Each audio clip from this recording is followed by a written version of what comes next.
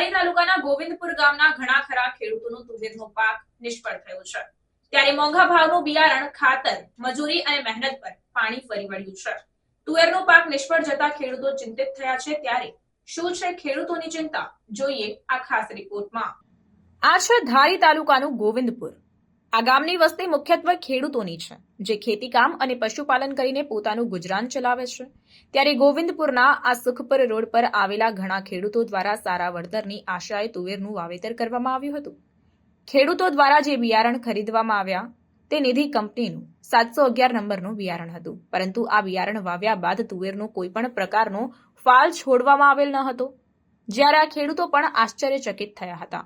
મોંઘા ભાવનું બિયારણ, મજૂરી, ખાતર તેમજ ખેતરની સાર સંભાળ રાખવામાં દિવસ રાત એક કરીને મહેનત કરી અને જ્યારે તુવેરને પાક લેવાની મોસમ આવી ત્યારે અહીં તો ચિત્ર કંઈક જુદું જોવા મળ્યું। માત્ર ને માત્ર છોડવાની ઊંચાઈ વધતી ગઈ, પરંતુ ફાલના નામે કંઈ પણ ન આવ્યું। આ જોઈને ખેડૂતો ચિંતિત થયા છે।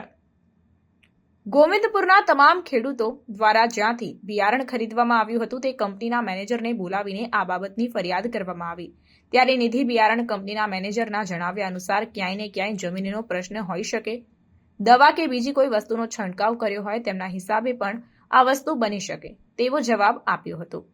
ખેડૂતોની તુવેરનો પાક નિષ્ફળ જતા ખેડૂતો ખેતી નિયામકની કચેરી ધારી ખાતે જઈને રૂબરૂમાં ફરિયાદ કરી હતી કે આ બિયારણ અમે વાવેલું હોવા છતાં ક્યાંય પણ ફાલ આવ્યો નથી અને બિયારણના મેનેજર દ્વારા અમને સંતોષકારક જવાબ પણ આપવામાં આવ્યો નથી।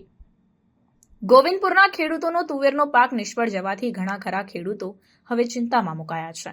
જે સિઝન એમને સારું વળતરની મળશેની આશાઓ હતી, એ તમામ સિઝનમાં તુવેરનો પાક નિષ્ફળ જવાથી ગોવિંદપુરના ઘણા ખરા ખેડૂતો ચિંતિત બન્યા છે। આજે મોંઘું બિયારણ, મજૂરી તેમજ ખેતી કરવી ખરેખર અઘરી હોય તેવા સમયે ખેડૂતોને મોંઘા ભાવના બિયારણની ખરીદી કરીને એ બિયારણના વાંકે ખેડૂતોને ભારે નુકસાન થયું હોવાના આક્ષેપ થઈ રહ્યા છે। હવે જોવાનું રહ્યું કે નિધિ 711 નામની બિયારણ કંપની ખેડૂતોને શું વળતર આપે છે અને વહીવટી તંત્ર દ્વારા ખેડૂતોને શું ન્યાય મળે છે તે તો હવે સમય બતાવશે।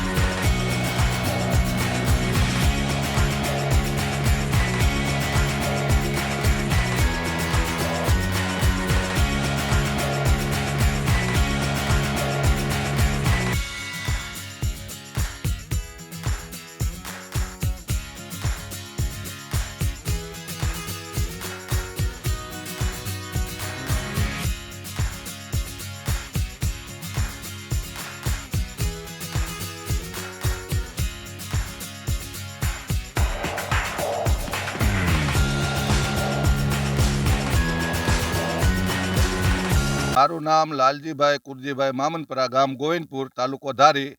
હું અત્યારે ચતુરભાઈ વીરજીભાઈ સતાસિયાની વાડીએ આવ્યો છું। ત્યાં એણે તુવેર વાવી છે, 6-7 મહિના થઈ ગયા છે અને તુવેરની અંદર ફૂલડા છે ક્યાંક કોક જગ્યાએ, પણ શીંગું બેહતી નથી। આમાં ફોલ્ટ મને તો એવું લાગે છે કે બિયારણમાં જ છે। સેમ બાજુના જ ખેતરમાં તુવેર વાવેલી છે અને પ્રોસેસ બેયની એક જ હરખી કરેલી છે, છતાં આમાં ફાલ નથી ને એમાં ફાલ સારામાં સારો છે। એટલે ફોલ્ટ તુવેરના બિયારણમાં જ છે। મેં પણ 6 વીઘાની વાવી છે તુવેર, મારે ફાલ સારો છે અને વાતાવરણનો કોઈ ઇસ્યુ હોય તો એ પ્રશ્ન નથી, કારણ કે વાતાવરણનો તકલીફ હોય તો બધાને ફાલ ન આવે। બાજુના ખેતરમાં તુવેર થાય ને આમાં ન થાય એવું બને નહીં, વાતાવરણનો ફોલ્ટ હોય તો। ફોલ્ટ બિયારણનો જ છે, બીજું કાંઈ છે નહીં। મારું નામ ભરતભાઈ મગનભાઈ નાકરાણી, ગામ ગોવિંદપુર, તાલુકો ધારી, જિલ્લો અમરેલી।